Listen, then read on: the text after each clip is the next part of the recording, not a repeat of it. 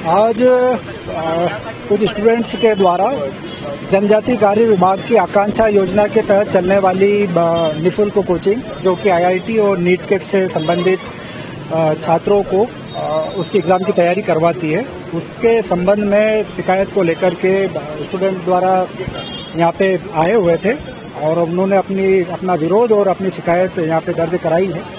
उसको लेकर के जांच की जाएगी और जांच के उपरांत जो भी निष्कर्ष आएगा उससे वरिष्ठ स्तर पर अवगत कराया जाएगा। स्टूडेंट्स के द्वारा हॉस्टल और कोचिंग दोनों से संबंधित पॉइंट रखे गए हैं।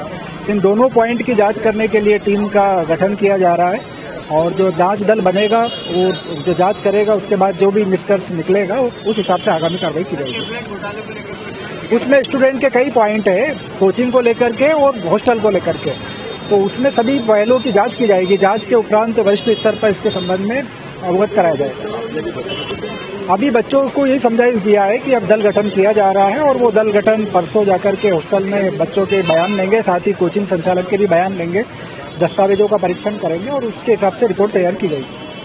हम लोगों की परेशानी, हम लोग आकांक्षा योजना के अंतर्गत चयनित छात्र छात्राएं हैं। हम लोगों को आकांक्षा योजना के अंतर्गत जो चीज़ें मिलनी चाहिए जैसे मॉड्यूल्स, टेबलेट, स्टेशनरी, अच्छी कोचिंग, ये सारी चीज़ें मिलनी चाहिए हम लोगों को, लेकिन ये सारी चीज़ें हम लोगों को नहीं मिली है।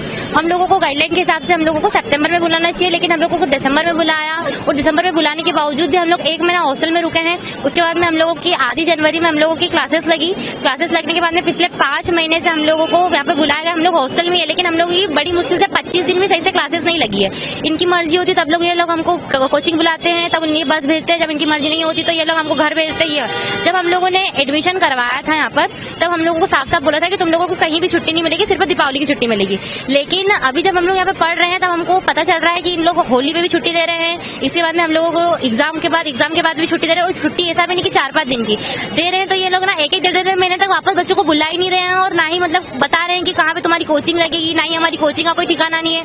हम लोगों को जैसे हम लोगों को पहले ना विद्याश्री एजुकेशन एकेडमी में पढ़ाने का था और वहीं पे हम लोगों की कोचिंग लग रही थी पहले। इसके बाद में हम लोगों को ना होली की छुट्टी दे दी, सारे बच्चे घर गए, वापस आए बिना किसी को बताए। हमारे गार्जियन को पता नहीं, हमारे पेरेंट्स को पता नहीं, प्रिंसिपल मैम को इसकी कोई इन्फॉर्मेशन नहीं है और बिना किसी को बताए हम लोगों को प्रथम इंस्टीट्यूट में शिफ्ट कर दिया। और वहाँ पर प्रथम इंस्टीट्यूट में शिफ्ट करने के बाद में वहाँ पर हम लोगों को जो वहाँ के जो टेंडर जहाँ पे जिनकी कोचिंग है वो लोग हमको बोलते कि तुम लोग है ना अब हमारे हिसाब से चलोगे, अब तुम लोगों की नहीं चलेगी, हम जैसा बोलेंगे वैसा तुमको करना पड़ेगा।